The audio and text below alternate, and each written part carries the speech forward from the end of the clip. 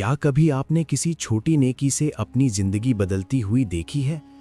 फातिमा एक छोटे गांव में रहती थी। वो हमेशा उदास रहती, लगता जैसे जिंदगी में खुशी नामुमकिन हो गई हो। एक दिन वो गांव के पुराने पुल पर खड़ी थी।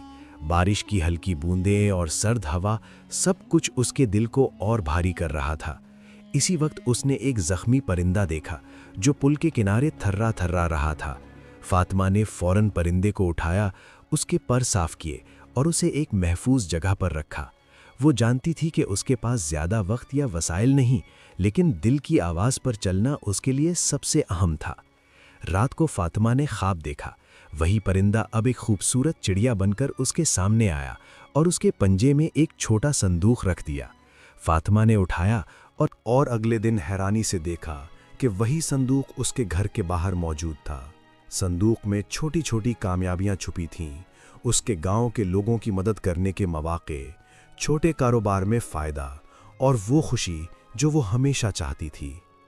फातिमा को समझ आ गया कि ज़िंदगी के इनाम अक्सर हमारी नेकी और दूसरों की मदद करने की सलाहियत में छुपे होते हैं। याद रखें, ज़िंदगी के छोटे आमाल बड़े मोजज़े ला सकते हैं। नेकी करें, खुशी खुद आपके दरवाजे पर आएगी। और आखिर में क्या, आपने कभी किसी छोटी नेकी से बड़ा फ़र्क महसूस किया? कमेंट में अपनी कहानी हमारे साथ शेयर करें।